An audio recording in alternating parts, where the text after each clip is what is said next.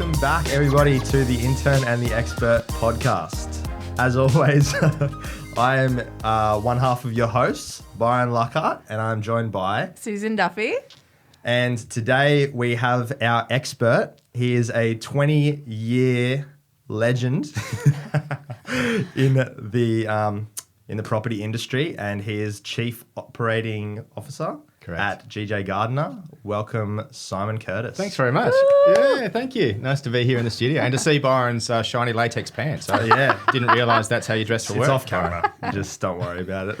How many states are you across as Chief Operating Officer? New South Wales, ACT and Western Australia. All the important cool. ones. Yeah. Alrighty. Well, Everywhere apart from Queensland where I live. Yeah, that's convenient. Yes. Yeah. Lucky we can do everything online now, hey? That's true. Where do we start? I mean, we've had a little... I think we need to hold on because firstly, it's called Intern and the Expert, but we've had a little bit of a situation happen since the last episode.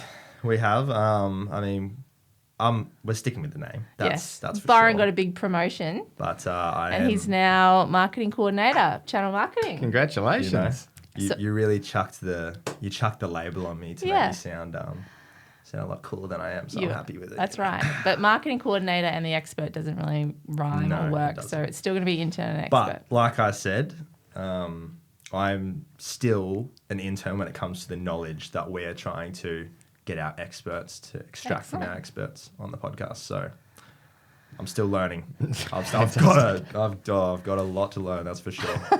So tell us a bit about your role at the moment, Simon. Yeah, so I'm the Chief Operating Officer for GJ Gardner Homes, New South Wales, ACT and WA. And GJ Gardner is a franchise building business, so the largest franchise building business in the country. So my role looks after providing support tools, resources to 31 building businesses in New South Wales and just 2 in WA. So we essentially provide them with that support to help them grow their business. Yeah. I was thinking this morning that, firstly, full disclosure, Simo is my mate as well. I feel like we're just interviewing our friends, which at some point we're going to have to interview people that we don't know. True. But for now, Simon Curtis is long-term friend, met at Stockland, another Stockland, ex-Stockland person. But when we were talking about why we wanted to pick Simon to be interviewed, the couple of things that really shouted out to me was your leadership skills. So we'll talk a little bit about that, and your consistency and operational, which I've been exposed to, which is good. And as a marketing person who was just described as organised chaos, quite clearly we had, not a clash, but I was, I'd learnt a lot from Simon. But also I think in this, probably for the last 2 to 5 years, if there was ever a type of, I guess, company type that has seen a lot of challenges, struggled a little bit, but also have a lot of success, it's building partners, right? It's builders and project builders. So I think we've got a really good opportunity to kind of hear a little bit later on, a little bit about how, a company like GJ and Simon as a leader has been able to step through that whole process and come out the side, from what I can see, in a really positive light. But anyway, we'll leave that on and that was for a little bit later. That was a big part about when we were trying to brainstorm who we want to get on next. We've got all these ideas. I really wanted to get someone who's been through, worked his way up and then, actually been like a project developer and stuff like that. Because I'm quite interested in it. We're working with a lot of different people like that, and I just I just want to know like how you kind of get there, because it's a bit like, I don't know, I don't really understand how you would, I'm like, how would you work your way up, basically? Yeah, absolutely. And I think my path is also very varied. It's not like I came from school, went straight into property, worked my way up and ended up here. I've taken a few different travels. So yes, let's get into it. Which is good. Should we go back? This is your life. Yeah. Take us let's back go to the beginning. Where did you go to school? Oh, I went to school everywhere. So I was born in Perth, Western Australia. My father was a career military person, retired a brigadier, but when I was born, he was a squadron commander in the Special Air Service Regiment. So he spent a lot of his military career in the Special Forces. So I was born in Perth when he was at the SAS base there.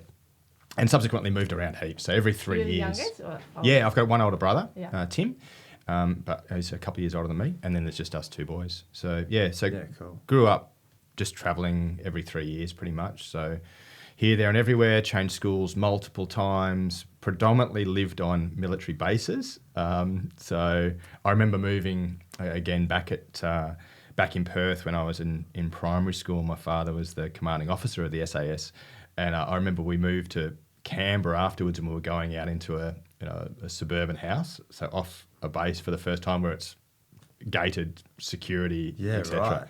And I remember as a young kid being terrified that I'm going out into this community where people get broken into and robbed and so on. So yeah, but moved around heaps and finished my schooling in Brisbane. So I did my last 2 years of school in Brisbane, year 11 and 12. What school? Marist Ashgrove. Yeah, right.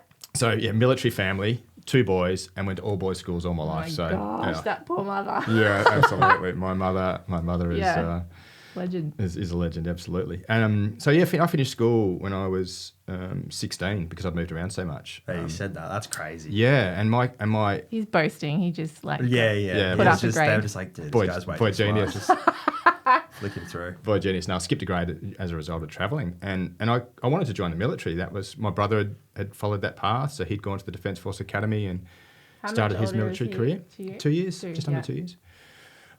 So I applied to join the military, to go to the Royal Military College, and I went through all of the process, including the selection board and testing and so on, but was told I was too young. So you have to be 17 on the day of entry, and I was going to be 16 after my first year of school. So I decided, well, what I'll do, I didn't want to go to do a gap year as such, so I thought I'll go to uni and I'll join the reserve and I'll do both. So I ended up going to uni as a 16-year-old, did a Bachelor of Business, and at the same time joined the reserve. Had the same problem because I couldn't actually swear an oath to join the military until my 17th birthday. So I joined the reserve, but then I had to wait until the day of my 17th birthday to hold the Bible and swear an oath to the Queen at the time. And then I did my I military was training. wondering when I saw, when I looked you up and did a bit of research, I was wondering if you did that course through the army or Yeah, at the whatever. same time. So Yeah, I was okay. at a university regiment, so I spent 3 years in a training process to become commissioned. So I was commissioned as a lieutenant after that 3 years of training, and then went into the sort of the reserve posting cycle and got posted to a couple of places in various job roles. But that was alongside what I was doing at uni, and then alongside what I was doing when I started working, because it was a part-time military position. And can I ask as well, because I'm interested, because I actually did a Bachelor of Business, or I started a Bachelor of Business. Still So doing, I wanted to taking a ask break. you specifically what attracted that for you. Was it the broadness? Because that's kind of how I went, and also like, what were you kind of planning probably to a point. I think I just didn't know. I had sort of 2 career paths in mind. One was the military, that was my primary, and then that got shut down, and I was sort of trying to work out what I was going to do. My other path was hotels and hotel management. So the Bachelor of Business was a Bachelor of Business in Hotel Management, which is why I went and did it. And that then led to my first career, which was a career in 5-star hotels, which I did for a number of years. How do you get an interest in wanting to do that? I don't know. Like I don't know. When I look at my dad's history, like my family history, like my dad's grandparents owned pubs, like country pubs in WA, and so maybe it was just there. But yeah, I just sort of always had an interest in it. I always like cooked, when I was a kid and all that kind of stuff. Self-sufficient. Like, Yeah, absolutely. So yeah, that was kind of like the path that I did. And then I ended up, the idea was I'd go to uni, join the reserve, make a decision after my first year. And I loved both of it. I loved uni, I'd met some great people, was having a great time. As a 16-year-old living on campus, my parents were in a different state. I had an amazing time.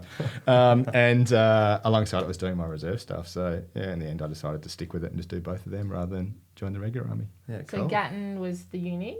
Yeah, correct. Yeah, so when I first went there, it was an ag college, and then it changed to the University of Queensland Gatton campus during that sort of first couple of years. Yeah. So yeah, I finished off that, and then moved to the Gold Coast straight into hotels. Right. So tell me, so how did you get into the Gold Coast then? What Well, was that It was simply opportunity? yeah. You're going to finish a degree in hotel management. You're going to go to where all the hotels are, and it was in the 90s. The Gold Coast was Booming. So you had at that Place to stage be. no interest or kind of nothing around the property at that stage? I knew nothing of property, like zero. I was so naive to property. So I, jumping to that sort of stage, I worked my way up in hotels to the banquet manager, food and beverage manager type roles. And I was working for Radisson eventually. And this guy who lived locally used to come in with his family or friends and entertain a lot. And he used to spend a lot of money. And so I used to, when he was around, I used to come out and see him and have a drink with him and have a chat. And one day, he was having a drink at the bar and we're having a chat. And he said, "Oh, would you like to have a coffee with me tomorrow?" I said, "Yeah, sure, no problems." So he came in and we had a coffee and he said, "I'd like to see if you want to come and work for me." And I said, "Sure, what is it that you do?" Because we hadn't spoken much about his career and what he did. And he said, "Oh, I'm a property developer." And I said, Awesome. "What's that?" That's about how much I knew about property. How old were you at this time? Oh, I was 20? 28, I reckon. And I'd had enough of hotels. That was clear. I was working ridiculous hours for ridiculously low money. Yeah.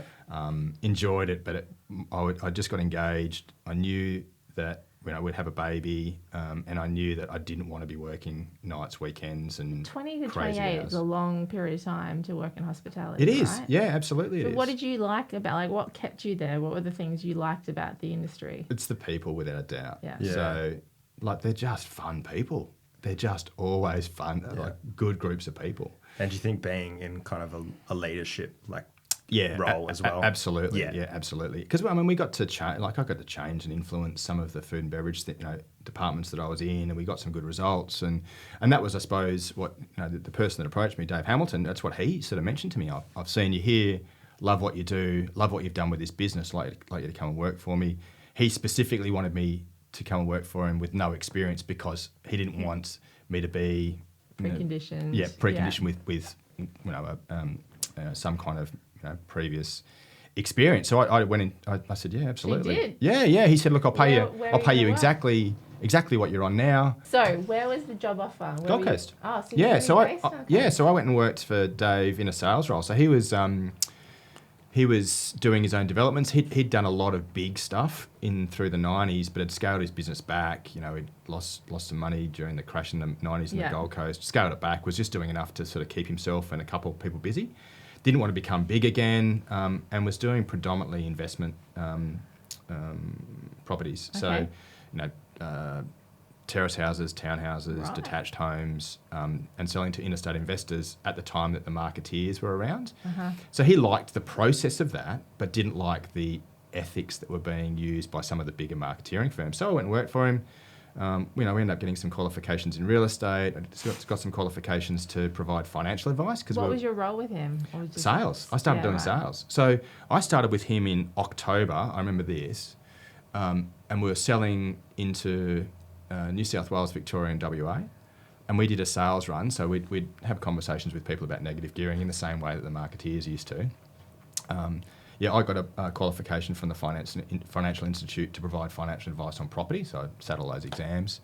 And I did a sales run and went to Sydney, Victoria and then to Perth. And I can't remember how many properties I sold, but I know that my commission that I earned in 10 days of selling was more than my wage in hotels. And I was, You were like, yes. what is going on?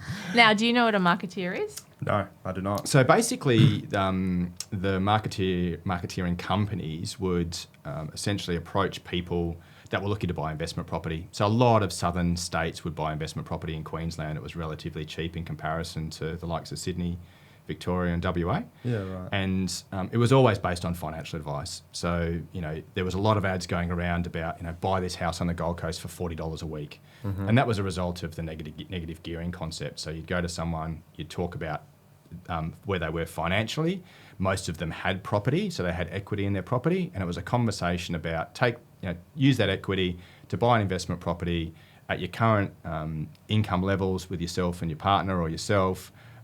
After negative gearing, this property will only this property will only cost you $40 a week, and that was kind of the process.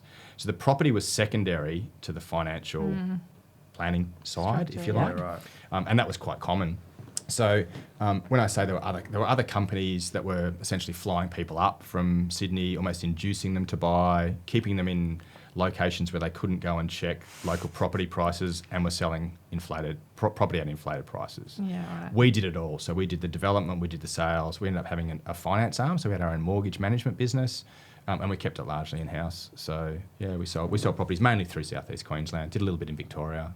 Coming from a business background and then into hotels, you weren't doing sales in hotels, right? No, were food and beverage, operations. So how did you go from operations into sales, and how did you... It was really... over? It was like Dave was my mentor, so, he'd done it for years. Expert. He'd sold. Yeah, absolutely.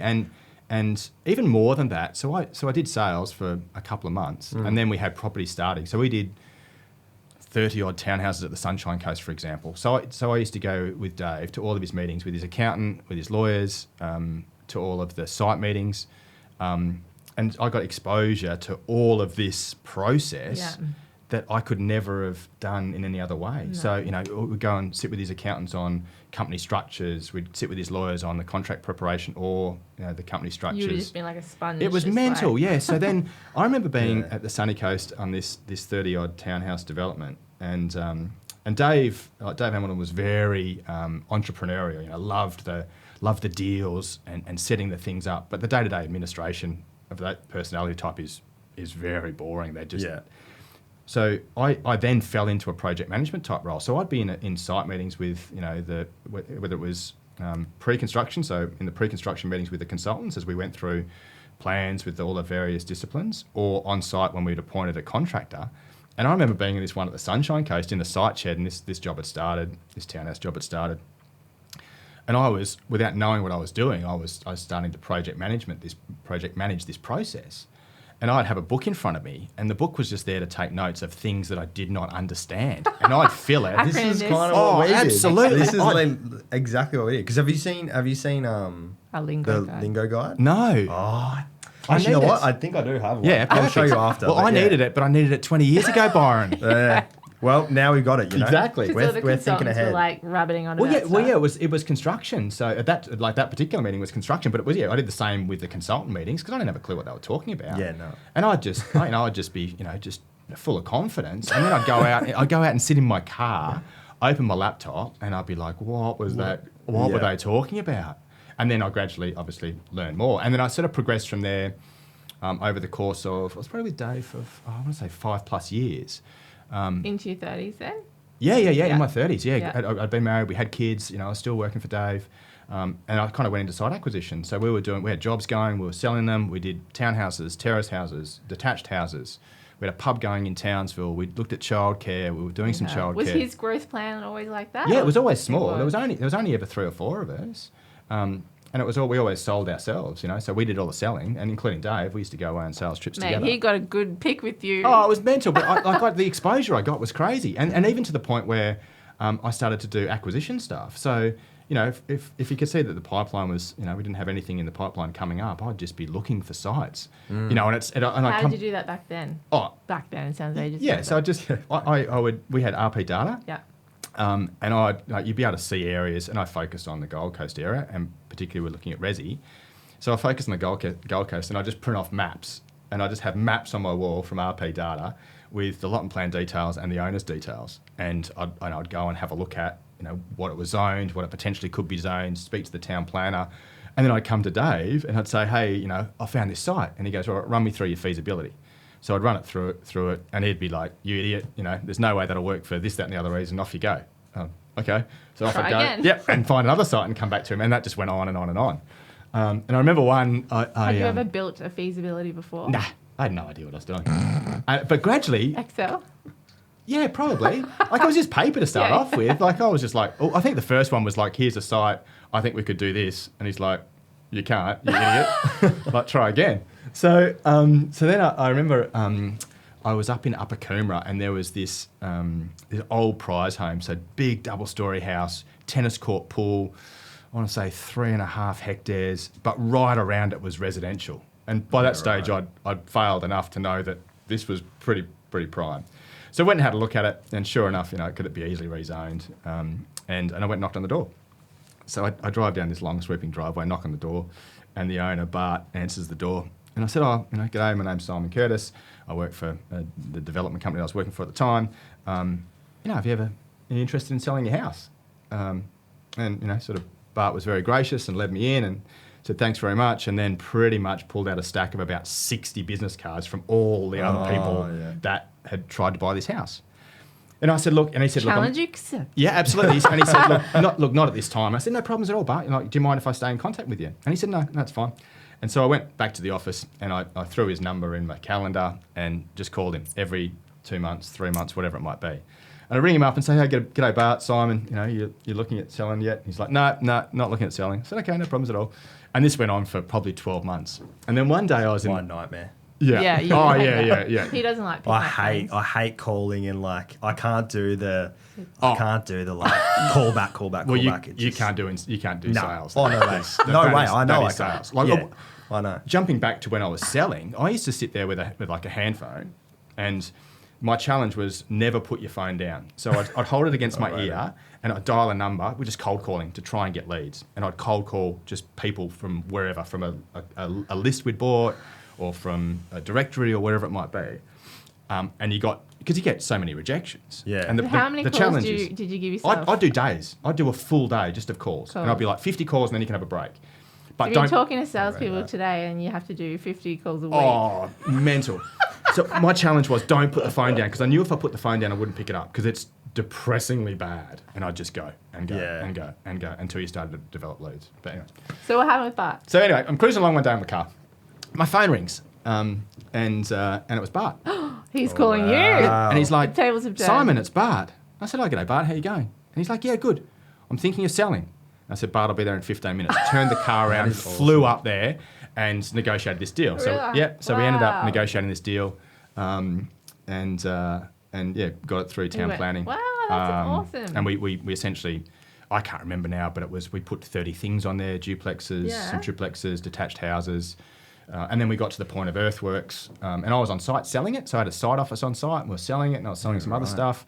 And then it was GFC time. And was that your biggest deal? It was probably my only deal that I'd done myself. Yeah, right. Yeah, and financially, put you on the map. yeah, and Dave was awesome, right? So Dave paid me, good retainer, good commission, and once this was going to sell out, I was going to get commission and life-changing commission. Yeah, that's life-changing awesome. from setting up the deal. Yeah. But also I was picking up all the sales commission as well. So this thing was going to clear my mortgage at the time. That's ridiculous. Awesome.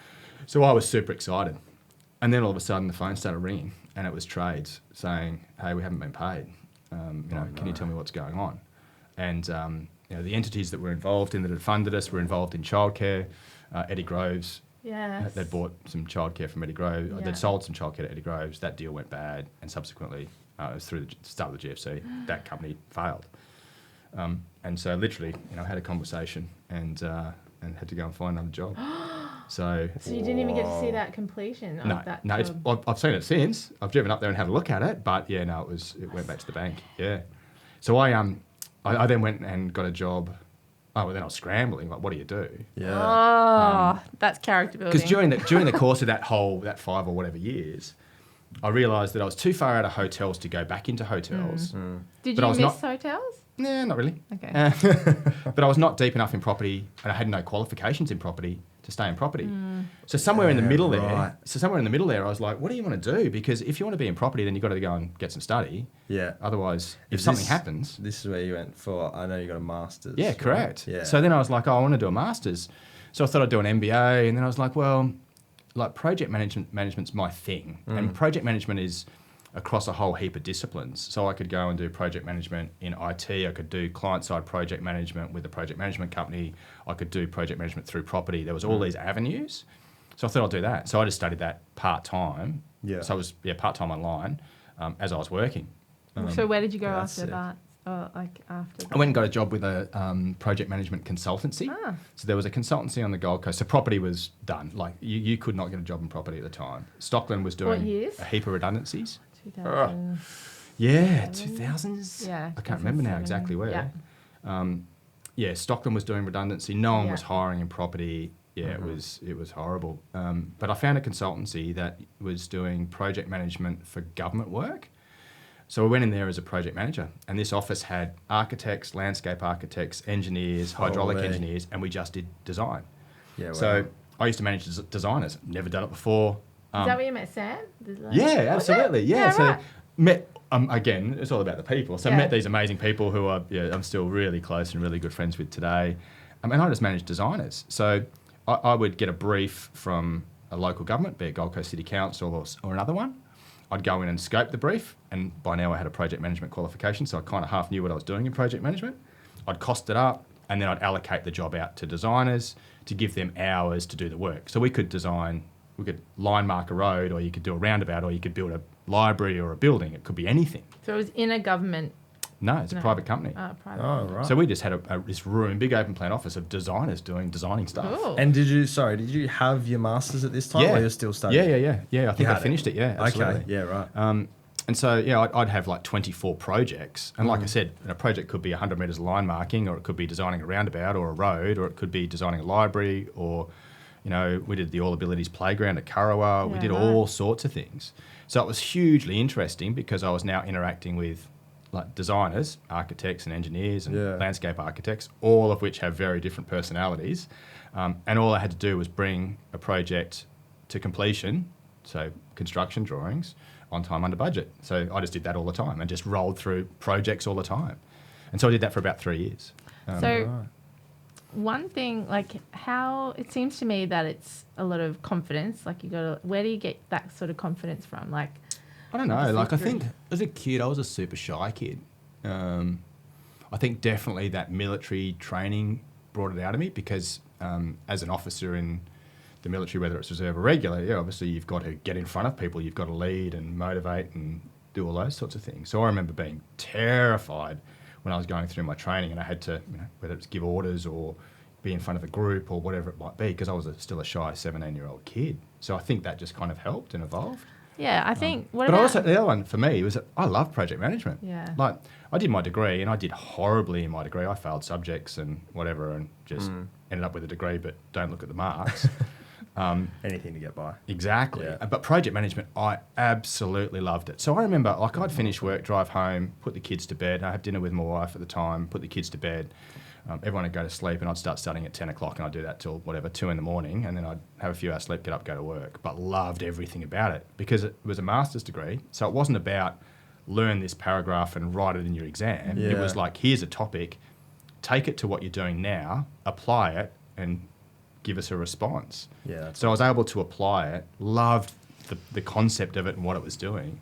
So when I came into project management, I just loved the process of it. And maybe it was a bit of the military stuff that was in there because that's... But even picking the phone up and making those calls, like it feels like you have to have... You're throwing yourself in the deep end.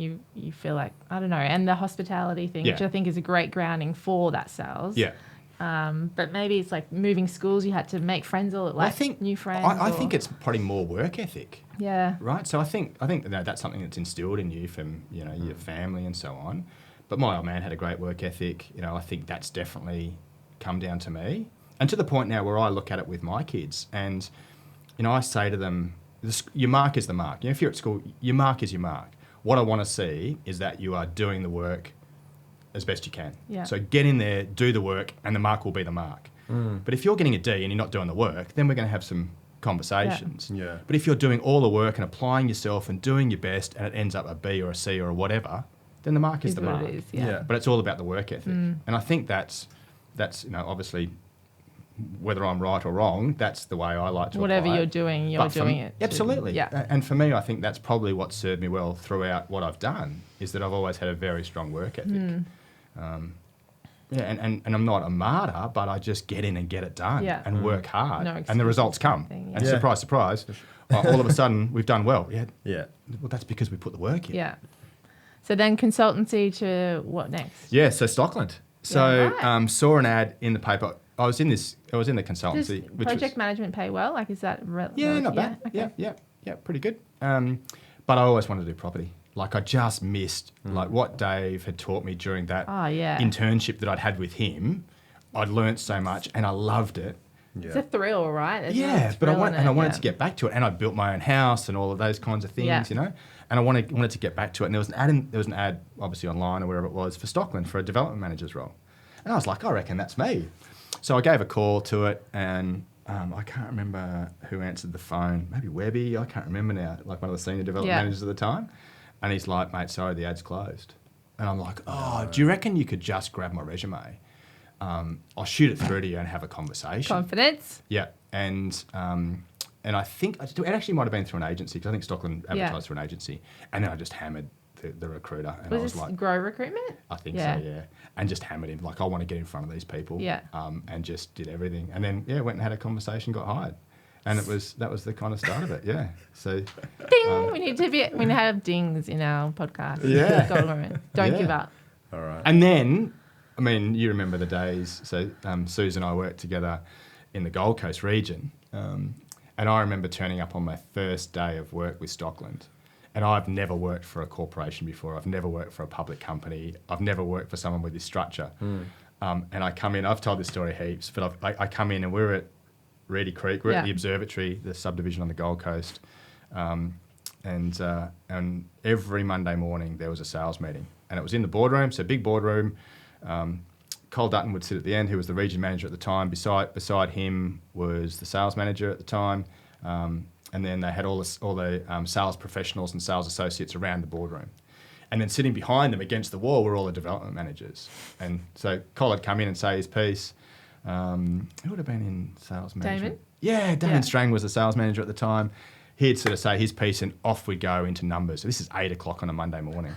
Yeah, right. And I remember my first day thinking, oh my Lord, I am just going to be showing up here. Like, people are going to see what a fraud I am. Like, as soon as I'm like, I am in the wrong spot. This is too much. I can't be here. Because of what? Just The because of intensity of it? how intense it was. Yeah. Everyone was on their numbers. Everyone was full of confidence. Everyone was super professional. Confidence, yeah.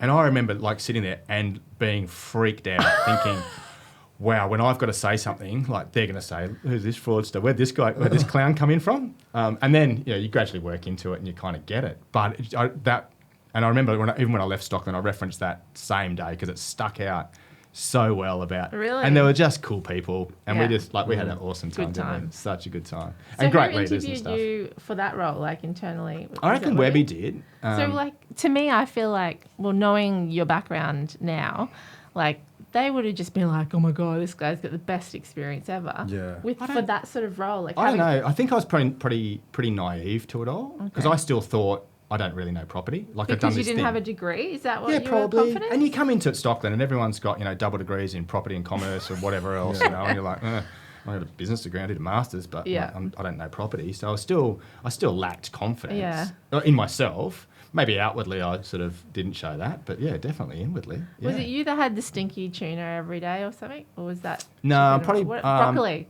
Steamed Yeah, broccoli? used to eat It's broccoli and always chicken. been like fitness. We had this guru. conversation with some of the Stockland people the other day because I ate a whole chicken one day. That's right.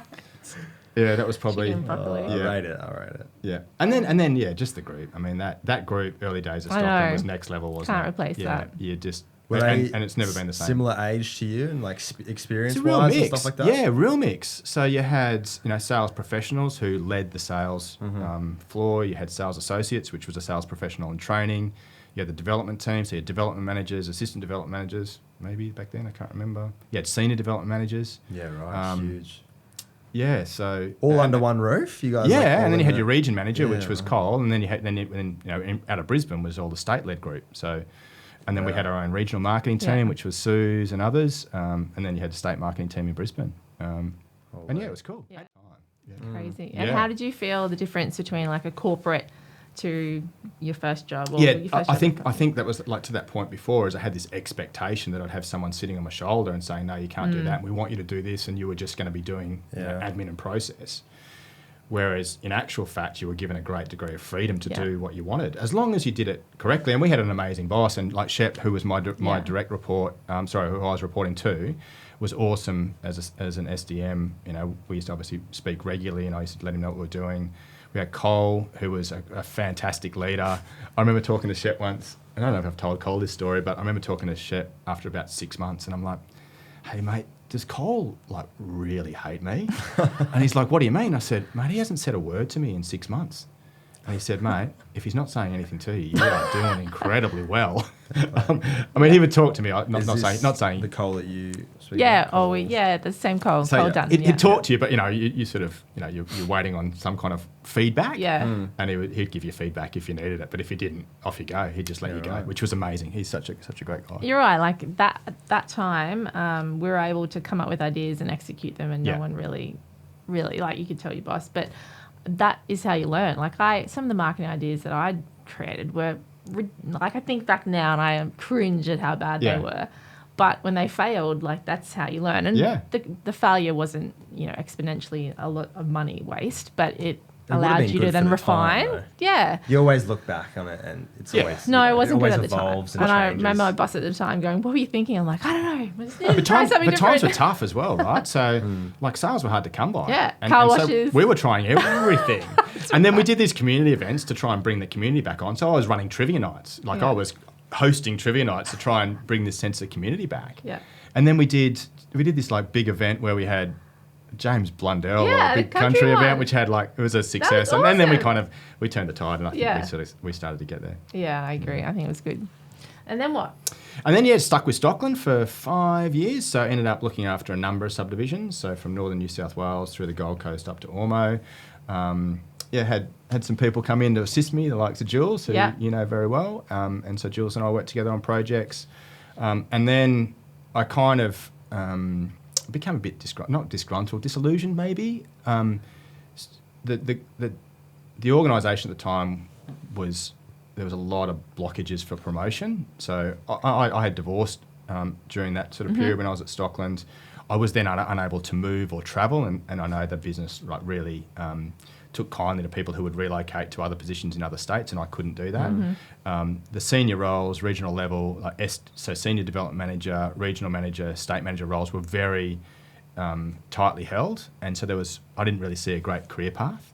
And whilst I loved doing the like redesign, we used to call it optimisation of subdivision staff, the idea of just rolling into plan a stage, deliver a stage, sell a stage was going to drive me mental. That I just can't do that monotony. And you had a team by then, right? So we had a few people around. Did you like having a team? I did. Like, it wasn't big, but we had a couple of people, and they were super bright. Like John O'Lawson, just child prodigy. Bloody hell. I just let him do what he did because he was just incredible. Is this all right, Simon? Yeah, mate. Yeah, absolutely. You go for it, Jono. You do your thing, which is like probably another lesson I learnt later on. But it was great fun. But just, the monotony of going into delivering property, or product, I should say, was just not that appealing to me. And then I got a call from a mutual friend, from Heidi, who said... was it Heidi? Yeah, so Heidi gave me a call and said, Dave Cummins, the owner of GJ Gardner Gold Coast, is looking for a general manager. Have you ever thought about construction? And I said, no, never. I'm not a tradesman, I'm not a builder, but hey, let's go have a coffee. So I went and had a coffee with Dave and his wife Trish, and he was looking for a general manager to run his business. He was doing probably about 50 homes a year and wanted to grow his business, but he was tired. He'd built that up from scratch, and it's a challenging business, construction. And this was 2000. What year was this roughly? 2015? 2014? Probably, 2015. Yeah, it would have been. Yeah. Anyway, so I had a couple of combos with Dave. Thought I knew what being the GM of a building business would be. I did not. So I said, let's give it a go. And I mean, Dave and Trish were just so good to me. So Dave calls me one day and he goes, mate, I need to know if you want to take this role. And I said, yeah, no problems. And he said, look, can you give me a decision today? I said, yeah, no problems. Yeah, I'm happy to. Let's, send me through the agreement. We'll sign it up. And the next day he calls me and he said, do you know why I wanted you to give me a decision yesterday? And I said, no. And he says, GJ Gardner hold an international conference every year in April where they bring together all of the businesses from Australia, New Zealand and the US. And in 4 weeks' time, that conference is happening in Fiji, and you are coming to Fiji for your first day of work. So I went to Fiji with Mel, my wife, my current wife, and we weren't staying at the Intercontinental, which is where the conference was being held, because we were very late for Dave and Trish to get us booking. We were staying right beside of the smaller resort. It's kind of cool too. Yeah, it was awesome. But so the international conferences are all always the same. There's always a welcome event. There's things during the day to do with business, but socially, there's a welcome event. There's a fancy dress party. There's a day off. You'd be all up for the and then there's fancy dress annual party. awards. They're always the same. So yeah, we can go to Fiji. Yeah. Let's just go. Yeah. So I remember the first night was the welcome event. So we'd flown in, we threw our stuff in our room, and we walked along the beach around to where this welcome event was being held. And I remember walking up, and there was, say, 400 people, but there was 400 people of mums, dads, and kids running everywhere. Oh, and coming from an organisation where we were never allowed to bring partners to events, it was always just employees. Seeing this family-orientated business was a real slap in the face for me about, wow, like this group of people, and the way they bring families together is pretty amazing. Because they're families, right? That's right. Franchise. Yeah, they're all franchises, and so that's the ethics of the group. So largely within the group, even within a business, they treat everyone within their business as family, because historically you'd have dad the builder, mum does books, admin, and they grow this group around them, but all of the staff members become part of that individual family or of that individual business. And that's the beauty of the franchise method of building, is you've got these little family groups and you've got this massive social aspect. So, even now, our New South Wales guys, we hold a number of social events during the year, and they just, they all just they get on so well together. And from their perspective, that's the beauty of coming into a franchise, because previously, it was mum and dad doing 5 homes a year. Then they come into this network that provides them the support to grow their business from 5 homes a year to 100 homes a year, or whatever their business can deliver. But they have it with the support not only of a head office group like we've got, but also with a network of people that they can talk to about the frustrations and challenges and opportunities. And there's guys that have been there 10 years and what did you guys, they can ask them, what did you do? A safe space, yeah. And they're all great people, so they enjoy spending time with each other. So you were general manager of a region? Gold Coast. Gold Coast, okay. Yeah, so a franchise area is determined usually by local government area boundaries. So we actually had 2 businesses, Gold Coast North and Gold Coast South. Yeah. So we went up to the south side of Brisbane and down to the Tweed border. Okay. Where so Dave owned both of those? Correct. We used to run it as one. We used just to call it Gold Coast North. So first day in the job, what do you don't have to talk about specifics, but, did you have a plan? I'm assuming, knowing you probably had a bit of a plan going in, but how did you come up with that plan, and what was your goal? So probably the biggest eye-opener for me was thinking I knew what the GM of building business was, it was so far from that. But when I walked into the business on day one, Dave had this office, obviously in his building, and we sort of walk in, say g'day, it's the Monday morning, go around, meet everyone, and Dave goes, jump in here, this is your office. And I said, no, it's your office. And he said, not anymore, you're running this place, this is your office. And he stepped completely outside of his business and let me run his business. And that was part of the conversation we had, was that if I was going to come into your business and we're going to run it, absolutely we'll do it together, it's your business, but I need to have the autonomy to be able to shape and change things. Now, I'll come to you and tell you about that before we do it so we can agree, but I need to be autonomous. Because if I was to go in to run someone's business and just be told what we're going to do, it's kind of not as appealing to me. No. So I made a fairly firm decision to do not much for 90 days. When I say not much, I did work, but not much change.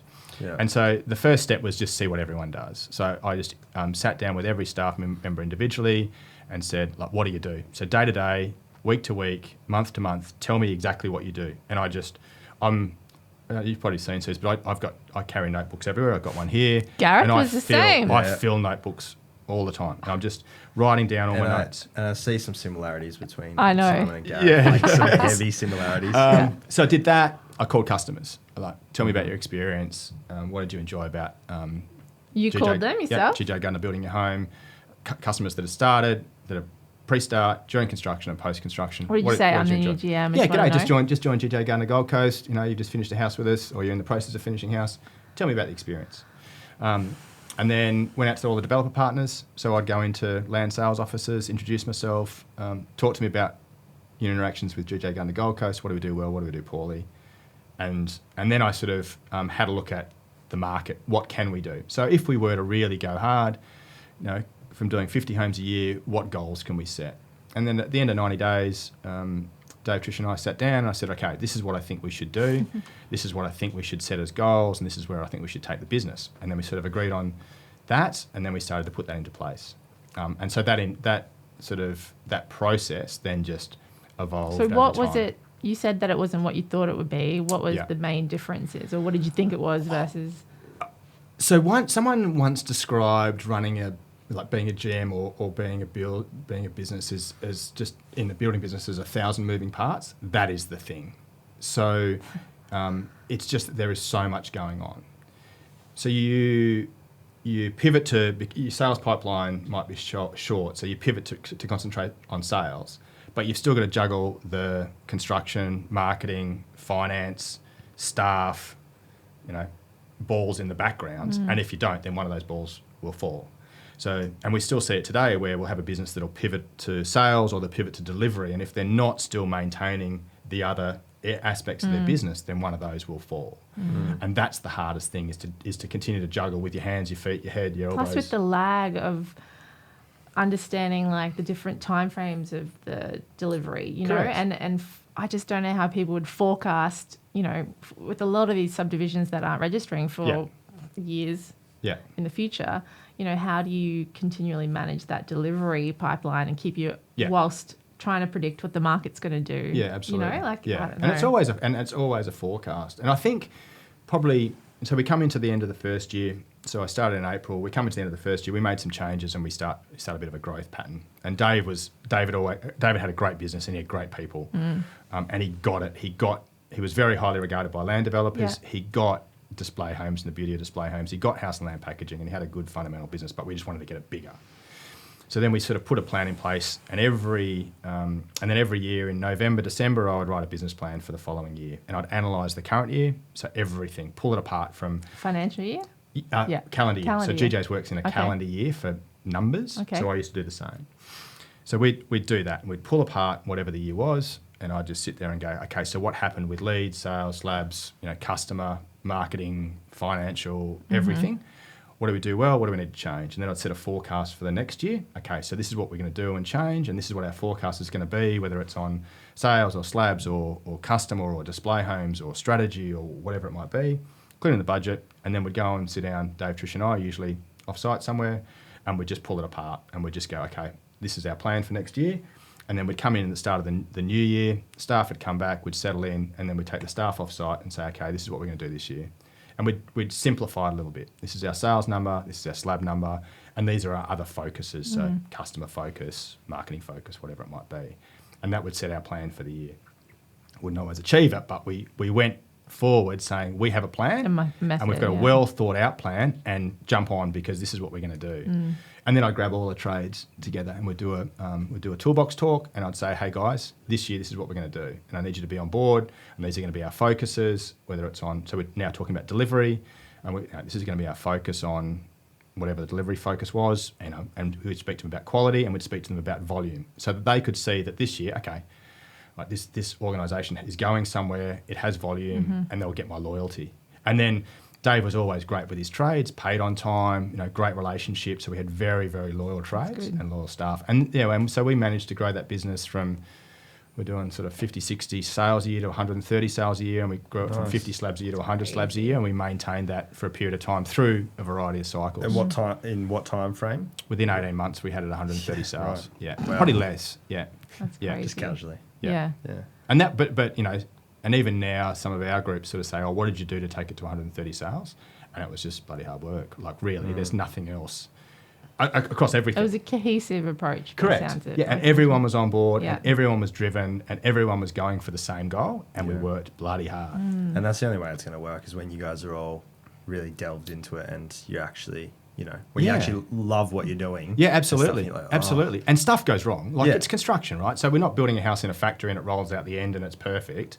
We've got people touching that thing all during the sales process, the approvals process, the pre-construction, the construction process, and even afterwards through a maintenance phase and through the warranties period.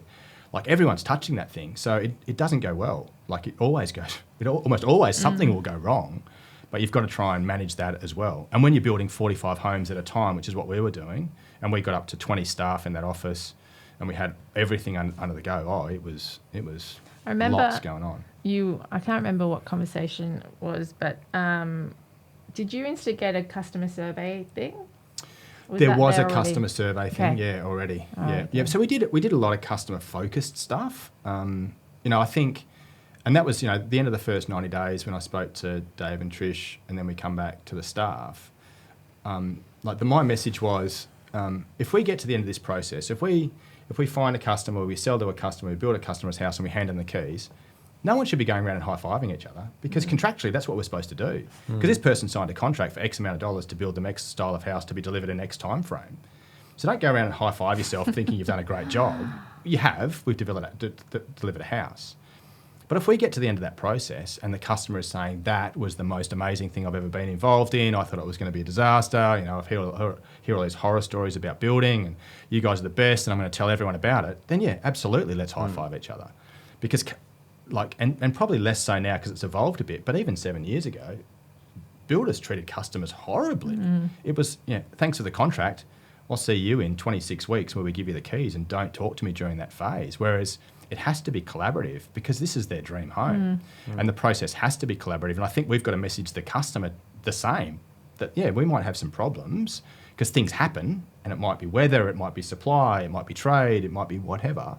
But collectively, we both want the same thing. You want a great house and we want to give you a great house. That's why we're in this business. Because there is nothing better than going to a handover and watching someone get keys to their house and looking at their face about what they've got. Yeah. That is, without a doubt, the reason why most builders will build a house. Yeah. Because that feeling or that look or the tears or the celebration or whatever it is the sole reason people build, the builders are around. They don't build home. I mean, there's a financial goal, but they don't, that's what really, makes their heart sing. You don't hear that part of it much. I mean, like you see all the pictures, but you don't. Yeah. I don't connect the two that, builders would like that just as much as the rest. Yeah, absolutely. Yeah. And they get very excited by it. They get very excited by product. So why they did build a builders house. change from being non-customer focused to customer focused? So I think there's probably, this is my opinion, but there's companies there that are completely financially focused. So they have now developed homes that are the most efficient for them, and they roll them out. And you come into our office, and I will sell you a whatever Widget. design, Yeah. and we'll build it, and we'll see you in 26 weeks. And without you interrupting us, we'll do it in 26 weeks, and it'll deliver us X amount of dollars. Our business is very different. So GJ Gardner has a series of home designs, which you can jump on the website and have a look at. But ultimately, we're building your house. So it's your house. What do you want? You want to change something? No problems. You want to bring us your design? No problems. You want to take that house and flip it sideways and back to front and upside down? No problems. It's your house. And that's probably what our sales guys need or do, is work out what it is that you want. So they're thinking about, all right, so in 12 months, 2 years, 5 years, what does that house need to be for you? Are you going to have kids? What's your lifestyle look like? What is the design going to be? To make sure that the house, when it gets delivered and that you move into it, is the house that you want. Yeah. It would be much easier for us to, deliver the Susan 19 1,000 times. Yes, can you name a house designer? For sure. 1,000 times to make X amount of dollars and not speak to a customer. That's simple. But ultimately, it's the customer's house. Yeah. If you're not customer focused, then you'll lose track. And I think we see a lot of that in our industry where we've got to make a financial return, absolutely, but we're also I think it would be dreams such come true at the same time. yeah, which makes it tough, right? And we've done a lot of things. I remember in the Gold Coast days, I mapped the customer emotional journey for our guys, and said, this is a couple of years in, and said, all right, so this is where the customer's emotion goes. It's at the sales perspective, super ecstatic, right? Highlight, pay a deposit, we're going to build this house, it's going to be amazing. We've got some plans and some elevations, and it's the best thing we've ever done, and we're so excited. And then you go through the construction process, and things happen quickly and things happen slowly. So when you start a house, you break ground, you put a slab down, you put a frame up, that happens relatively quickly. And then you sort of go through the enclosed or lock-up stage. And then progress payments. Yep, and then you go through internal fix-out, and then you get to a stage where we're putting internal linings into a house, and it looks like nothing is happening. There's lots happening, but visually there's not big grand changes. It's also the time where they've got 60% or 70% of their claims out, and they're also got a mortgage they're paying or rent they're paying, and they've got a finish line in sight, but they kind of can't see it. And so we know that the customer's emotional state gets very tense at this point. So in the Gold Coast, I said to the guys, all right, so at that point, when we get to around fix out, we'll surprise and delight. So we'll throw letters out during construction because communication is everything. And it doesn't matter if we tell people something, we've got to tell them 1,000 times because there's lots going on. So we're going to send out a suite of letters all during the build. And then when we get to fix out, no one's going to know about it, but they're going to get a surprise and delight. They're going to get a thing. And that thing might be movie tickets, gold class movie tickets, whatever it might be. And it's a letter that says, hey, we know that building is stressful, and we know that time, We know that it doesn't look like we're doing anything, yeah, but we are. yeah, and we know that things are tough. But the end is almost in sight. Go and relax, go and take a night out, go for dinner, go to the movies, get a massage, whatever it might be. That's cool. In the idea that we'd offset some of the stress that was occurring around that time. It's amazing how those little things make such a big difference. Yeah, absolutely. And Stockland used to do it really well. Yeah. Stockland did it a variety of different ways, and that was probably where that thinking came from, is analyse where the pain is from a customer perspective, and let's look at how we can maybe smooth that out. You can see how, though, if you're a building company and you didn't have the foresight that obviously Dave did, where you are more operationally based and profit based and cookie cutter, to try and then shift to a customer centric model would be extraordinarily hard. You imagine, and I'll just use the Gold Coast example. So we had 45 homes under construction at any one point in time, and we had 4 supervisors and then however many hundreds of trades. Now, every one of those 45 homes, regardless if it was the same design, was never the same. So we could be building the same type of home, but there would be different things in there. And not just colours, but the kitchen would be different, obviously. The colours would be different. The tapware would be different. In some instances, the tapware and the basins and the bowls are different in every bathroom. Yeah, right. So obviously, to simplify that, we can do the Susan 19 and we can have exactly the same taps, bowls, basins, colours in every room because that's simple. But is it what you want as the customer? Yeah. No, you don't. You want it to be tailored and nice to yourself. And to the point where, we even developed a suite of upgrades, and we had some basins that we knew weren't nice. When I say not nice, they were good quality, but appealing they weren't great. But in some instances, some people can only afford to upgrade a basin, and you want to give people the opportunity to personalise and tailor their home, and that makes them feel good. They come into the showroom and they're like, "Oh, I want to do some upgrades. I'll upgrade those basins," and that makes them feel good. It makes them, and it lets them know that their house in that street is unlike anyone else's. Yeah. Whereas in some instances, you can go on a street and the homes are the same, maybe a different facade and some different colours, but the homes. Yeah. Exactly, and you would have walked into homes that are exactly the same. Yeah. And we do some of that, but How long were you on the coast? 5 years. 5 I did that for. years? Yeah. Wow. Yeah. So Dave got sick. So he got myeloma, multiple myeloma. Wow. So he went into treatment for quite some time. He's still doing okay. Okay. But we made the decision that he was going to sell the business. So right. we split the business into 2 and sold it off. So we sold the business to one entity for Gold Coast North and another entity for Gold Coast South. And I said to Dave, you let me know what you want to do. I'll hang around and I'll go through this process and we'll do the onboarding of the people. And it was kind of like October, and Dave comes in the office and he's like, "Hey, you want to finish up?" And I was like, "Oh, yeah. Like, we're pretty done?" He's like, "Yeah, I think so." I said, "Okay, I'll finish up." And very amicable. Like, we're great friends. I love the Dave and Trish to death. And I said, "Yeah, no worries." And I was like, "Oh, hang on, I've pretty much just made myself redundant. What am I going to do now?" So I just threw out, and I wasn't sure what I wanted to do. I know. I remember this. I was really unsure what I wanted to do. Like, construction is hard, and I was very stressed. Tired. And I was really stressed, and emotionally I was pretty drained.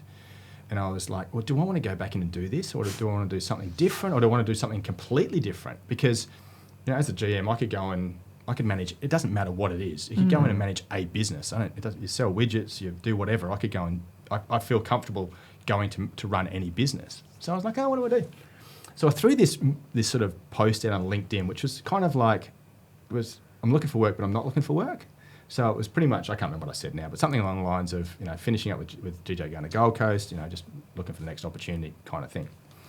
I had some discussions so in the franchise model, you've got a franchisor which looks after Australia and New Zealand, and underneath the franchisor you've got master franchisees, so they look after various states.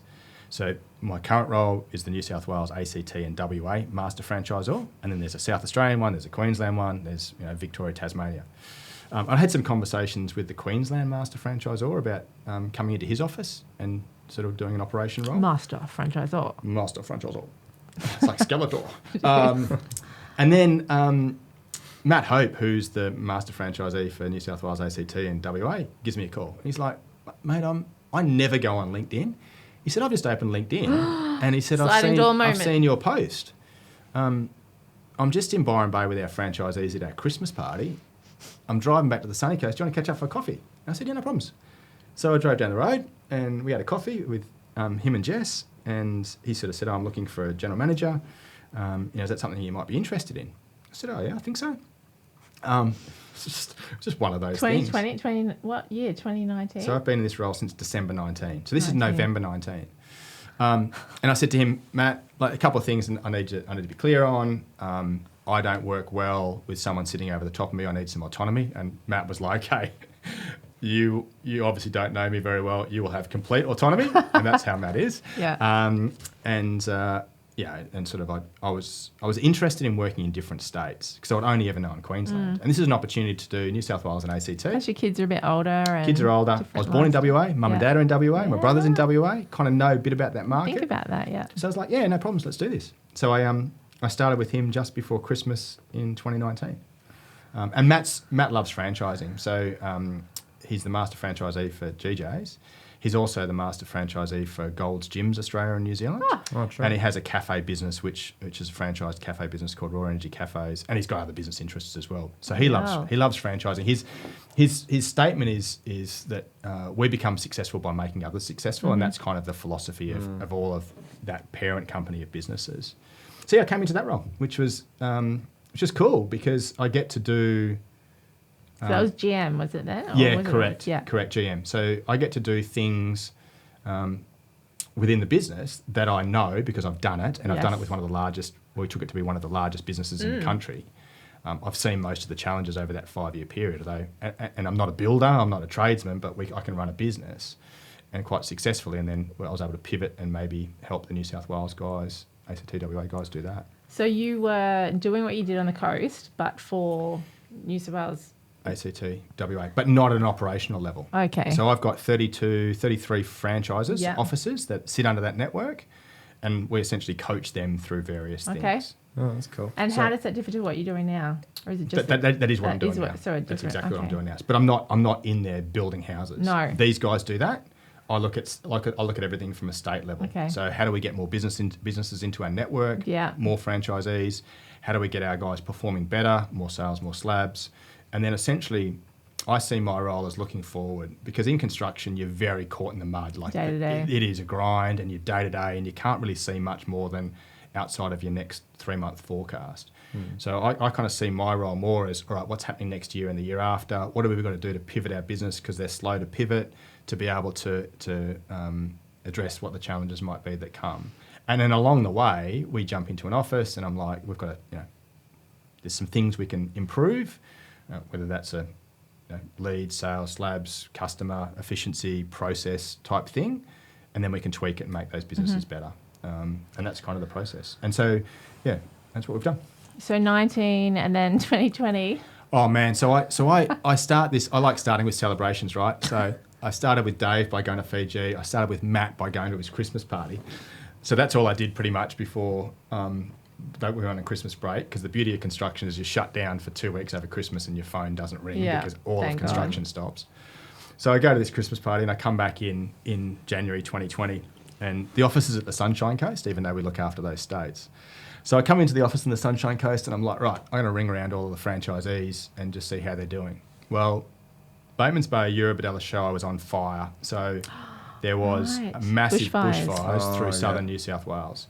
So those offices were literally on fire. So we had frames, homes, everything kind of on fire. So I start there. How are you guys doing? What do you need? Whatever. And then I kind of work my way up the coast because we're everywhere in New South Wales, as you can imagine. 30-odd offices everywhere from Greater Sydney out to Dubbo and Wagga and Albury and all the way down to Bateman's Bay and Sapphire Coast. So I'm kind of making my way up and it's literally... What are the types of things you would help them with? At the time, it's like, what do you need? Yeah. But it's largely... You guys do you, but you let us know what you need from a legal perspective or whatever. But you let them do their thing. Because we don't run their businesses. No. And these are all savvy businessmen. Yeah. So largely you just make sure that they're okay. Yeah. And what do you need from us? We're here in support, but you do whatever you do operationally. So I remember doing this, and there was stuff on fire everywhere, and I just drove through this area. So this is January 2020. I drove through this area about 4 weeks ago, and it is still devastating. Yeah. Really? Just blackened trees for miles and miles and miles.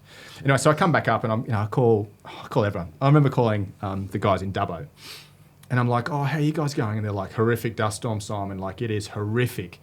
And they was having like all this issue with dust, and I said, "Oh, will you be able to wash your car off on the weekend?" He goes, "Mate, we've been in drought for 3 years. We don't have water."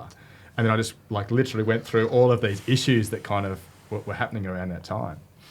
And then February, we have a franchise meeting, so I'm meeting our franchisees for the first time, and there's this conversation happening about COVID and what's happening with COVID. And then 3 weeks later, we were pulling our franchisees together saying, "We've got some issues, and this is what we're going to do." Right. So what was the... So cool way to start a job, by the way. Yeah. Straight into crisis. Right when you, Yeah, when you want to get into amazing. something a bit easier. Yeah, you know. yeah. Take your time, ease into Couldn't it. think of a better person really to manage that. So Best. what was the main concerns to the business? So the first concern was, and the beauty of the franchise network is, and more so now, but even back then, is I can jump on a Zoom call and I can speak to 30 business owners and we can change today. Because those business owners, if they agree, will pivot straight away. Yeah. Whereas perhaps if you're a larger corporate, that's a very Yeah. hard ship to turn. So Yeah. the beauty of the business is its agility. So the first one was everyone onto a Zoom call, COVID is real. So that was the first message, because we got people spread from Greater Sydney, CBD, all the way out to the regional areas. And there was a little bit of, mate, it doesn't happen out here. You know, that's a city thing. It doesn't happen out here. But we, at the time, were probably 70% regional. That's where our numbers were coming from. So it's like, yeah, it's real. And then we wanted to hit home the potential of it. So I said to the guys, we're going to do, so we did up some modelling, and I went out to the guys and I said, I need you to do 2 things the next couple of days. Is do your financial forecast. Here's the model you need to put it into, and disregard anyone who is not contracted. So anyone who has deposited, you're talking to, assume they will not progress. Second one is put in all your contracts, and then on the second tab, wash out 40% of your contracts and assume they're not going to work. And then let's have a look at how you're sitting from an overhead perspective based on that cash flow forecast. And that was when people really sat And was up. that something that you came up with? Yeah, so myself and Matt had a conversation about that, like what is the impact And there was no of this? industry discussion. There was at that nothing time? happening. Well, when I say there's nothing happening, it was happening around the world. So we had two trains of thought. The UK and New Zealand were doing things differently, and we weren't sure what construction was going to do in Australia. So they might follow the New Zealand model, which was shut it down. So every construction site shut down overnight. So that was the worst case scenario, is that all of our business will shut down. So that was the message to the guys, is from a forecasting perspective, show us what's going to happen if you wash out most of your income, and where does that sit against your overheads, and make changes today. So, and what did that look like? So when they did all that, was that like code red bad? Yeah. So that was about the worst, Okay. and that was confronting. We had people in tears. This is their business, this is their family. So this they is their made people. those decisions based on that worst case scenario? They started looking at what the scenario was. Yeah. Not necessarily making decisions that day, but all right, this is what we need to do. Yeah. It's real. It's going to have a significant impact, and let's look at the worst case scenario and hope for the best. And then we found out that we're going to continue construction. That construction was needed, and so the next thing was, and this is obviously over the course of a period. The next thing was But not a long period. not a long period, but the next thing was, we had these comments about, all right, we need to get sales. We're going to drop our margin. We're going to make sales, and we said absolutely not. You maintain your markup. You cannot adjust your markup, which comes through our system. They do it individually, but you cannot. We'll continue to make sales, but do not adjust your markup, which for us was obviously one of the great decisions we made. But why did you think that? Because you didn't have any inkling that there would be supply issues? No. Well, no one really did. And we did, so June 4, like literally June 4, the phone starts ringing. So home builder gets announced in New South Wales, it starts ringing. So in WA, from February to June, it was like man stations. Yeah, let's do things. changes. We'll make some changes. You didn't know we'll get about prepared. home builder. Like it was We didn't know. It was an immediate thing. Exactly. So we were still thinking that that June. wasn't going to happen. Yeah. Then we were saying we think they're going to stimulate demand. Yeah. We're not sure how they're going to stimulate demand. Yeah. So let's just have a look at it. But absolutely don't jeopardise yourself financially. Now in WA they had home builder, but they also had building boost. So home builder came out. Building Boost came out, which is the WA government saying you can have another 10 grand, I think it was at the time, on signed contracts before a period of time. Then first home buyer. WA had come out of a 7-year winter. So for the previous 7 years, it was Hard. It was so hard. So mining was, you can almost map WA off mining expenditure from a property perspective. Mining was, nothing was happening. Property, nothing was happening. To give you an idea, one of our businesses in WA had himself doing everything and a part-time receptionist running a building business. That was how it was. Wow. June the 4th happens and his phone goes mental. Oh my God. He's like, mate, I need ads. I can't answer the phone. Like it's too much. So he literally was hiring people to, that's the kind of the effect of what happened. And obviously that happened all over the country. And so indeed all over the offices were world. able to operate and construction was Correct. I happening. mean, we had instances where we had shutdowns and closures and all that sort of stuff, but Building Boost obviously stimulated the demand, and then we had everything else. So majority of the sales that were seen during the country weren't necessarily Building Boost related. They were all of the other stimulus and FOMO of I don't want to miss super out. Got to get it. Got to get it done. So then we just navigated things, Then we were just literally, and we were all on Zoom, obviously. We were largely remotely. We were still recruiting, so we were still selling franchises. Still going. Yeah. We were appointing these guys remotely. So some of the businesses we started in 2020, we never met in person because it was all done remotely. So there was growth in franchises during that People time. were looking for solutions. Yeah. So if you're a mum and dad builder, you're trying to navigate this yourself. Yeah. So you're going, oh, hang on, I need a hand. And so Yeah, they were coming to into us the saying, franchise. hey, like, what are you guys doing? And we were kind of a little bit ahead of the curve, which was a challenge because we started customer communication, even on price rises, before it was in the news. So were builders cutting, when you said you made a choice not to reduce prices, Yeah. prior to June, were builders reducing Our guys prices? weren't. But that was one so I'm not saying the whole group was saying No. we need to cut prices, but there was a conversation about we need to get as many sales as we can. Yeah, and that would have been happening outside of Oh, GJ's, absolutely. Others like- were doing that Yeah, for sure, of for sure. course. But I mean, our philosophy has always been very strong on that we don't adjust markup. And if anything, once we started to see the effect of stimulus, we were like, you Yeah. won't get another opportunity to try and creep up your markup to make sure you've got your That's costs right. covered.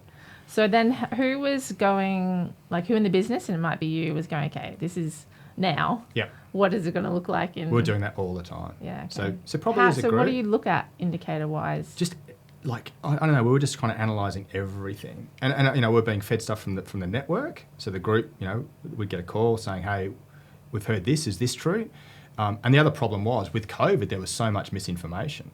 So one of the first things we did, so off the back of that first Zoom call, we were saying this is real.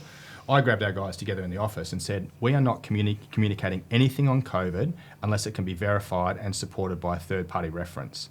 So if you're going to send an email out, or if we're going to alert the group to something that's happening, be it a closure or a policy or a procedure that's happening from a health perspective, it needs to be referenced by that health directive from the state government. Yeah, Otherwise, agreed. it doesn't get spoken about. Yeah, Because there was lots of people knee-jerking to comments that were made down the street, and we've got to shut doors, and we've got to do this, and you can't do that.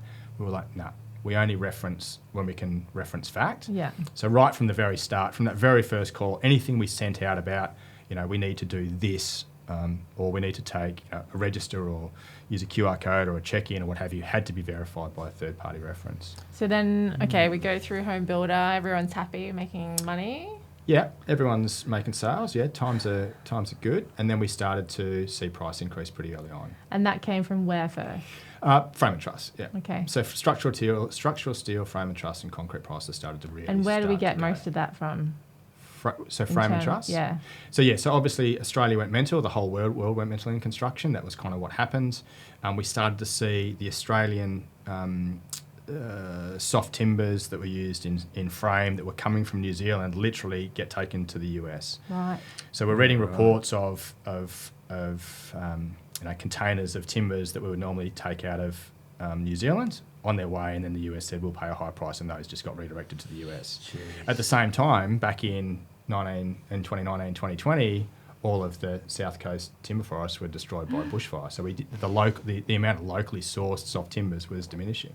Oh, yeah. So we started to see these price increases. And again, I mean, it's not just us, not just like me or Matt sitting there like analysing this. We're getting feedback from All their own 30 business builders, owners, and they're yeah. smart and savvy and Because you clever don't people. buy as a collective. No, we do to You a do? point. Okay. And we've worked a bit on that. But individual offices are purchasing from individual people.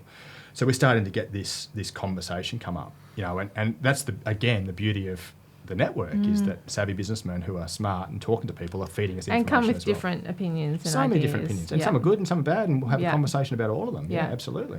So then, was there a decision made to how was that managed in terms of pricing and communication to customers? Yeah, so we had a look at the forecast of cost versus revenue with most of the offices. So ours is about cash flow forecasting. So we're seeing costs increase, we're seeing overheads increase, we're seeing everything sort of trickle up, and we're not seeing obviously revenues change. So we're having regular catch-ups on Zoom because we can't travel. Were you doing fixed price packages at the time?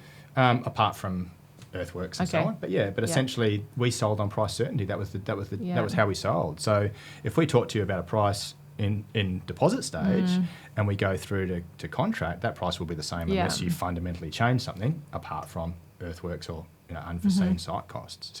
So then we have a conversation with the group and we're like, all right, so who have we commenced that we cannot change price on, and who have we not commenced? So work your way back. So where are we up to with houses under construction? What's happened to costs, and what does that mean from a financial forecast perspective?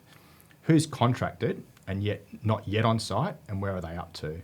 And we made a decision amongst the group. We had a conversation with the group and said, under the contract, if you don't commence within X amount of, most contracts are the same, within X amount of time frame of signing the contract, then you have a right to terminate. So let's invoke that clause. Let's have some pretty courageous conversations with our customers and go out to them and say, look, and this is before price increases is in the media.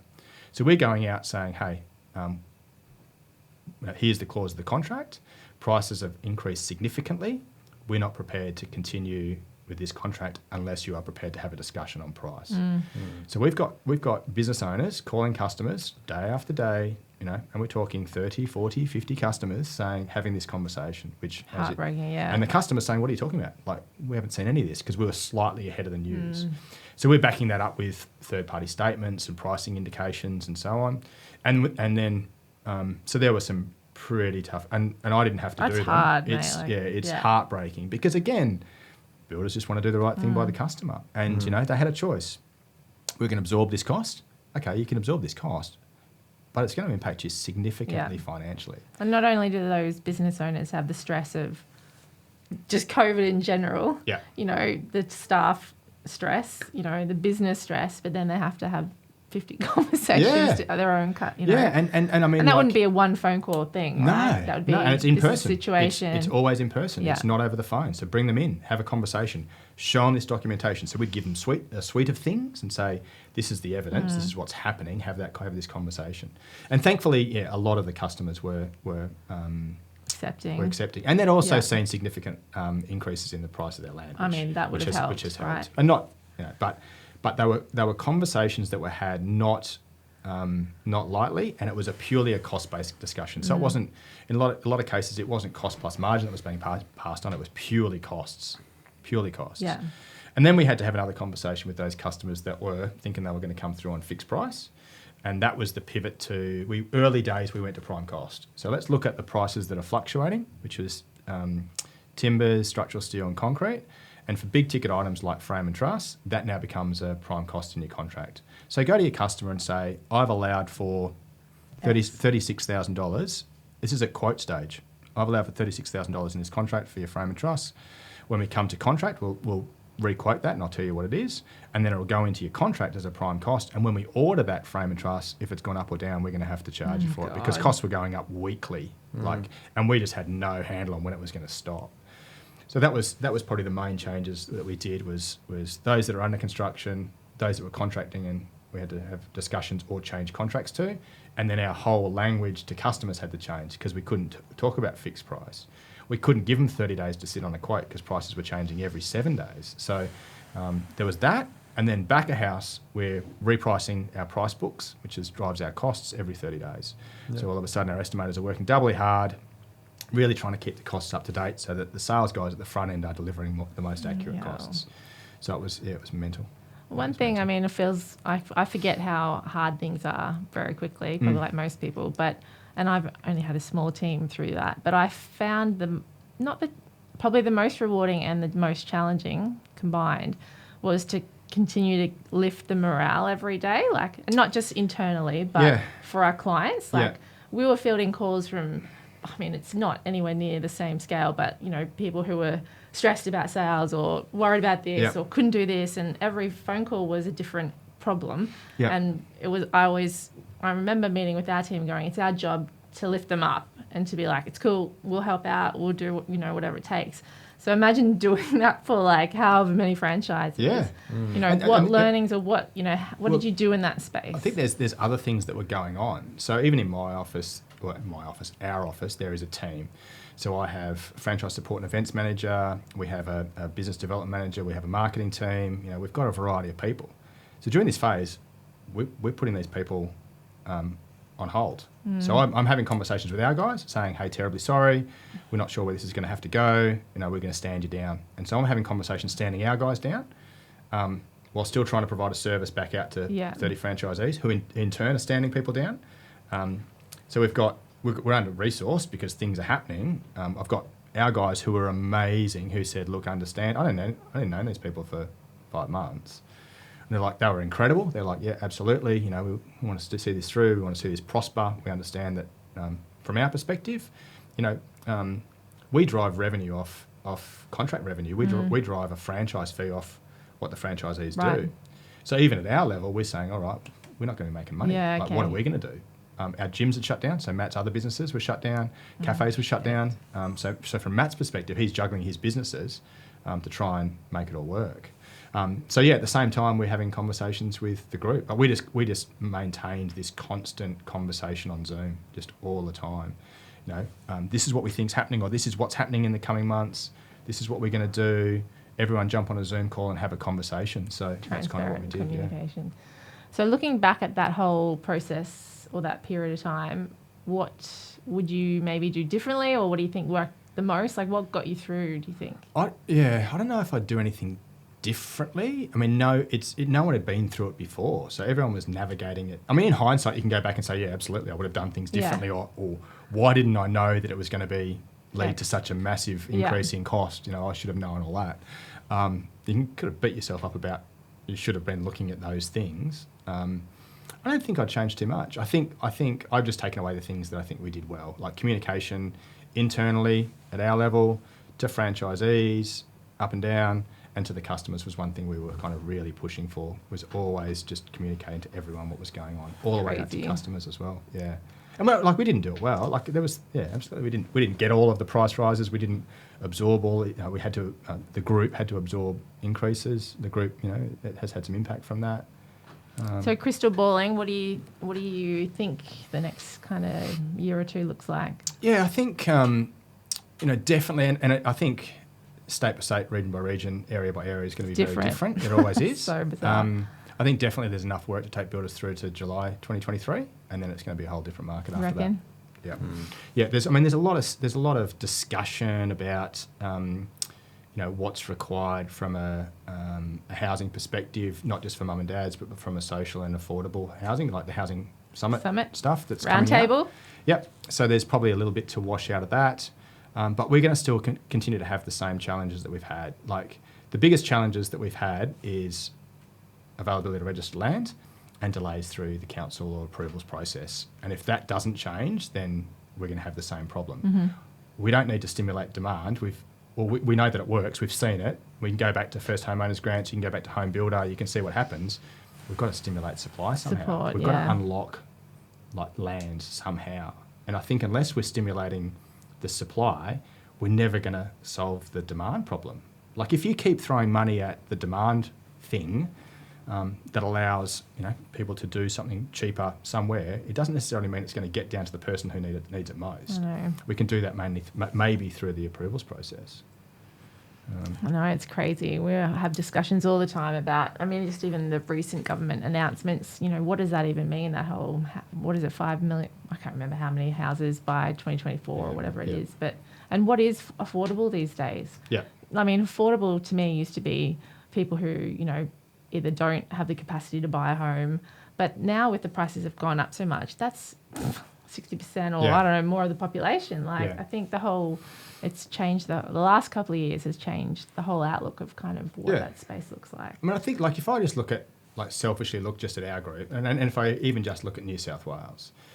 So New South Wales will build 25,000 homes a year. We have, or not we, but the state will build 25,000 homes a year, have year in, year out. That jumped up into the 30s during 2021, 2022 off the back of home builder.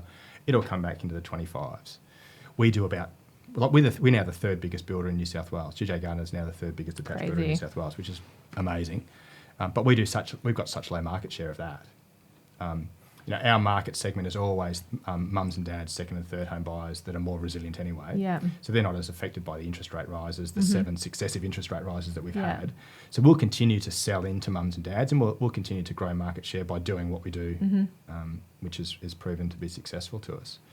But I think if I look selfishly at our group, we've got the potential to still continue growth. Yeah. If I look at it generally, we've got a whole heap happening. Yep, we've got last 2 years of sales which have come from somewhere. Some of them have come from the future, without a doubt. You've got in the vicinity of whatever it is, $153 billion worth of fixed interest rates that expire at the end of last year that were fixed, during this stuff that we've had. People on 3-year, 1 point whatever percent That's fixed true. interest rates that are expiring at the end of next year. Now they'll get tipped into whatever rate it is at the time, which is going to cause some financial stress. We've still got builders that are probably operating at a point where their deposits are really still propping up their cash flow. So I think we haven't seen the end of that process of builders that are trading insolvent and what's going to happen with them from a financial perspective, which is devastating. No one wants to see that, but that's the reality. We still have price increases going on. We're not seeing prices come down, and realistically won't until the middle to late next year when we've got less demand.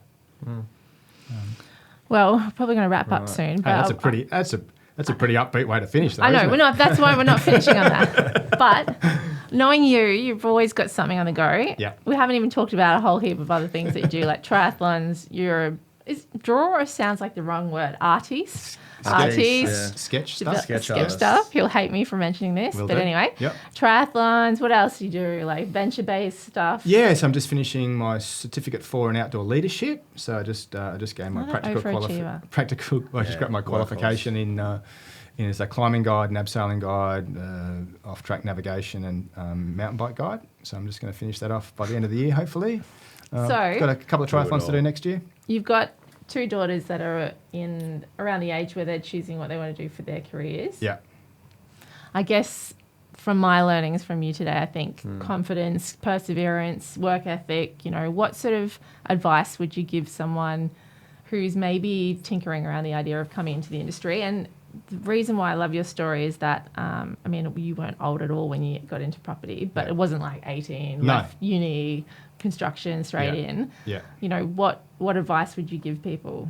Probably, the one thing the advice that I have given and will continue to give my girls is work out like what makes your heart sing, right? So what sort of person are you and what makes you happy? And then let's have a look at what that might mean from a career perspective that's going to best suit you, your personality, and things that bring you joy. Like we mentioned before, so Gracie, my eldest, she's a carer. She finished school last year.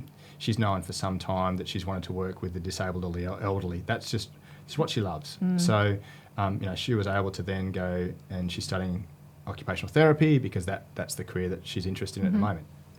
I think I'm a prime example that if that's not what she's interested in 5 years' time, that's fine too. cares? You can pivot and do whatever you want. But fundamentally, just find the thing that makes you happy. And then my younger... Is that through trying things?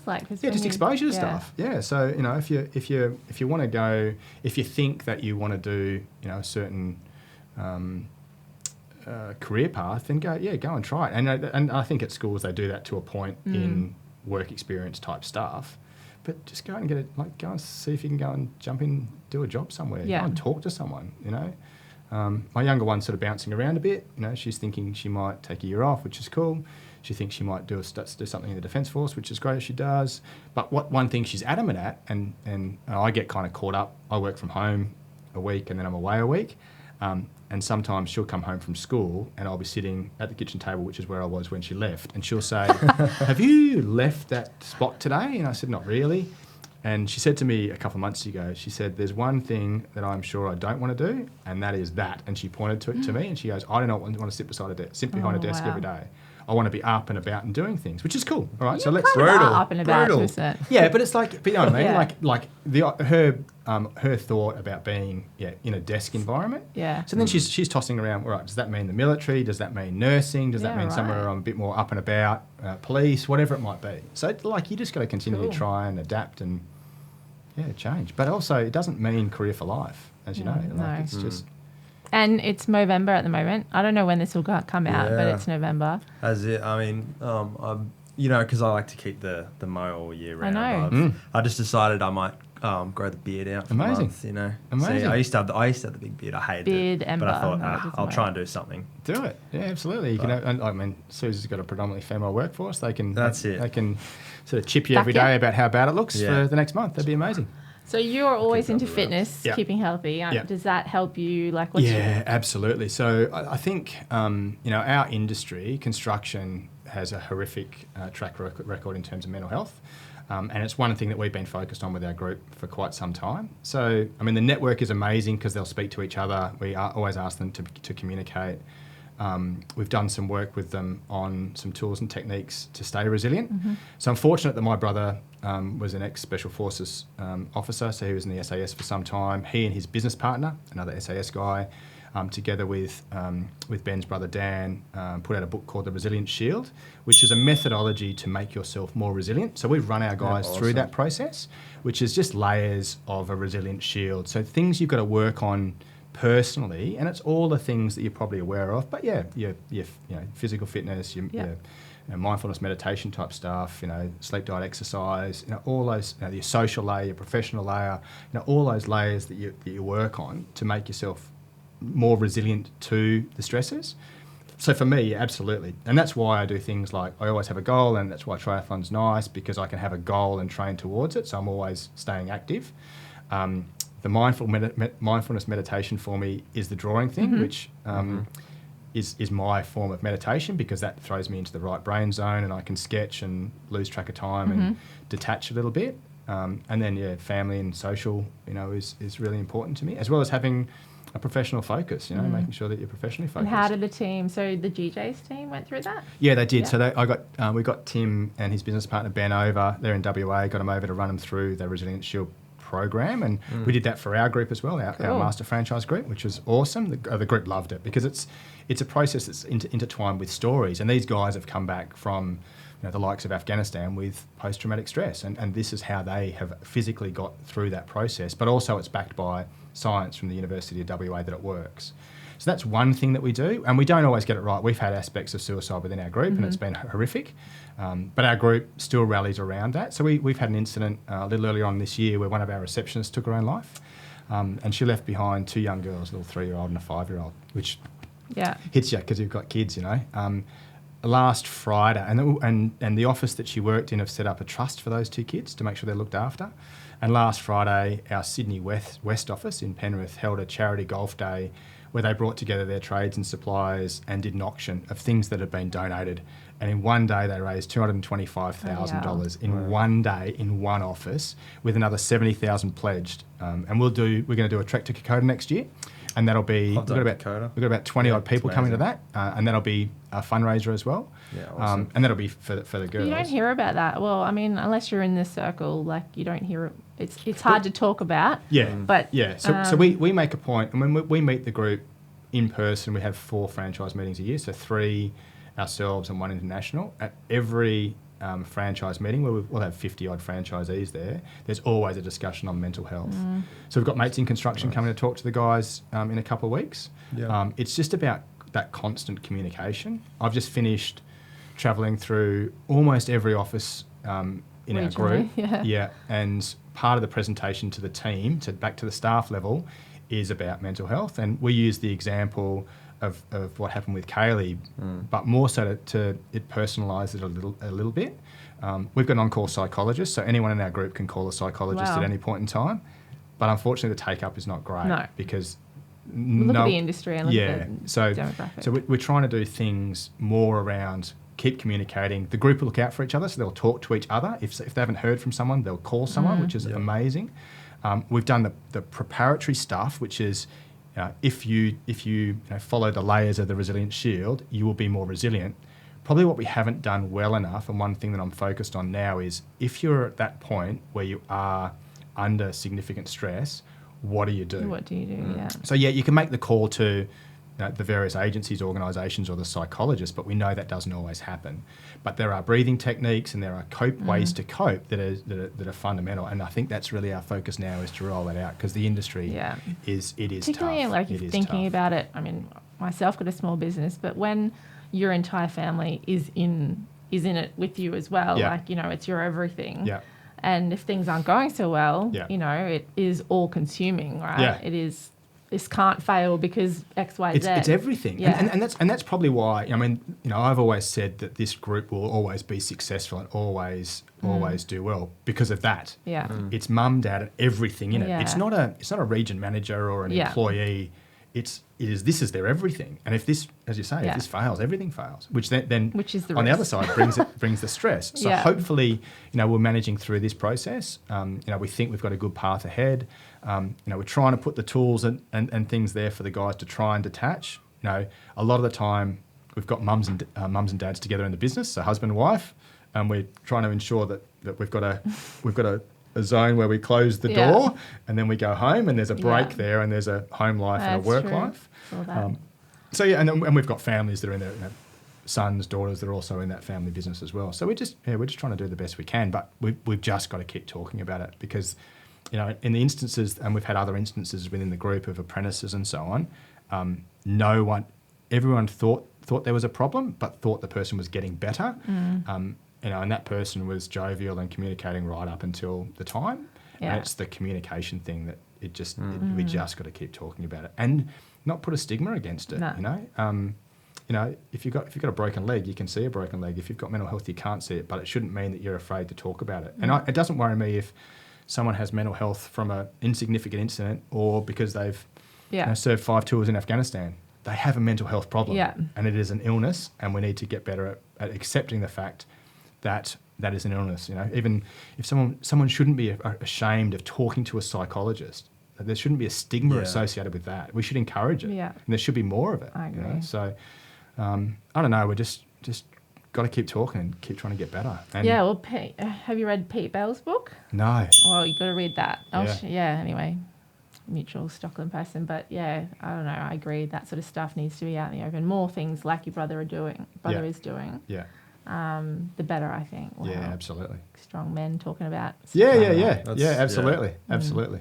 That's great. That's a great way to end Wrap it up. I reckon let's touch on that. Perfect timing as well. Yeah, cool. Right in the midst of. I feel like November. we're doing that real professional thing, like where we're plugging something at the end. Like, I mean, where do we find I like Unforgiving? it Unforgiving. Yeah, so Tim and Ben have got a podcast called The Unforgiving 60. So Unforgiving 60 is their podcast, and they interview people who are leading lives less ordinary. So a whole mix of professional athletes, military people, business people, people from the health realm. It's quite good. Their book is called The Resilience Shield. So that's my brother Tim Curtis, his business partner Ben Pronk, and Ben's brother Dan have written that book. And that's got its own website. The book has gone gangbusters, so the guys are doing really well, and That's they're doing so a lot good. of stuff with that. Yeah, so Mate, so good.